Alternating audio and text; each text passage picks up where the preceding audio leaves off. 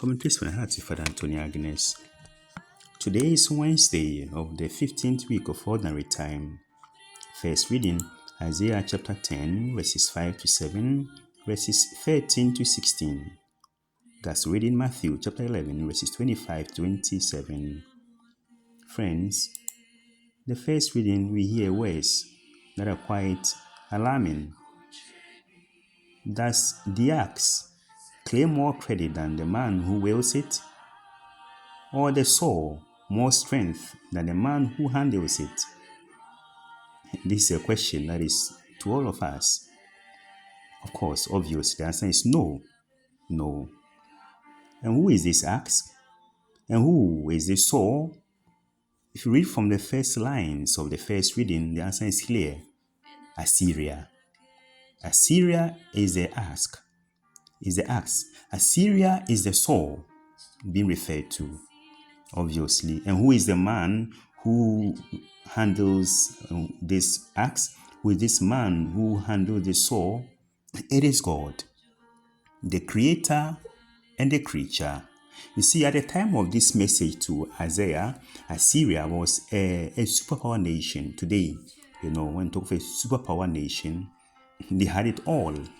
They were a military house, a military tank. They defeated nations upon nations. They were strong physically, and they won many wars. And so the king of Assyria and the Assyrians thought that, look, we have it all. We are in charge. We are doing all this. It's by our strength. That is the first mistake of life, friends. When success is coming your way, when you seem to be succeeding in life, and you think that it is because of you, it's because you are intelligent, because you know your stuff, because you are good, you are missing the point. You are becoming like Assyria. You are replacing God with yourself. You are only a creature. He is the creator. We can't replace the creator. Friend, that is a message for today's first reading. Now look, we are creatures. Look, you are a creature. Don't behave like a creator. It is God who is the creator. And so Assyria, because they lost focus and replaced God and thought that they were the creator, God's message was so hard to them. We pray that God will be hard on us, because we push him out, we make ourselves the center of our lives. He is the center. Friends, the next time you seem to be succeeding, you get promotions in life, you get that marriage, that children, that child, you get that, that favor, appointment, whatever, goodness that comes your way. Know that there's a powerful hand controlling you. You are only an instrument God is using to fulfill your plan for life. We thank God for this beautiful message. We ask for his grace to accept it and allow him to be God and we his children. He, the creator, we, the creatures. Friends, in the gospel reading, Jesus speaks of the same theme when he talks about we knowing our limit.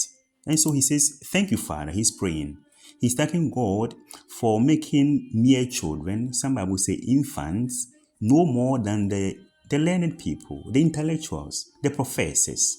Of course, this is quite interesting, no? Can you imagine somebody who's not educated, who are not going to school, knowing more than a professor? But that is what Jesus is saying. In the spiritual life, if you want to know more, you have to behave like an infant, like a child.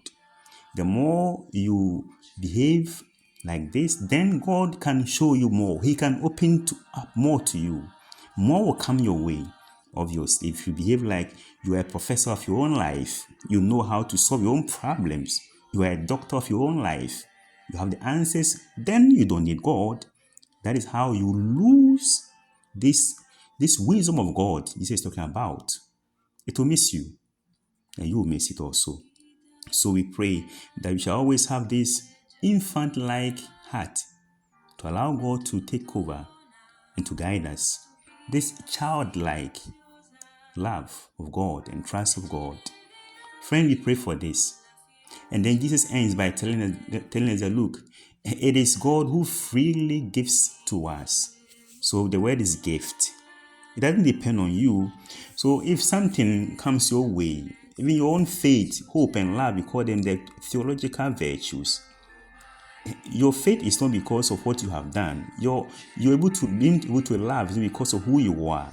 You're being able to hope for when difficulties come. They all come from God. They all come from God, friends. That is the message for today. That God is the source of everything good, everything that comes our way. So we pray that we should know that the things that we receive every day, the blessings we receive are God's gifts. You keep asking for them because they are gifts. You know He will give to us because you are His children. But then we know that it does not depend on you. It does not depend on your strength. It does not depend on your knowledge, but freely given to you by God. Let us pray. God our Father, we pray that help us to see you in everything we do, especially when goodness comes our way. Father, let us turn to you and say thank you. We also pray, Lord, help us to have eyes for those who are lonely in our societies, our families. Have eyes for those who are poor and those who have been children spiritually. Father, with this, we can know you more and love you more. You are this grace we pray. In Jesus' name, amen. Praise be Jesus Christ.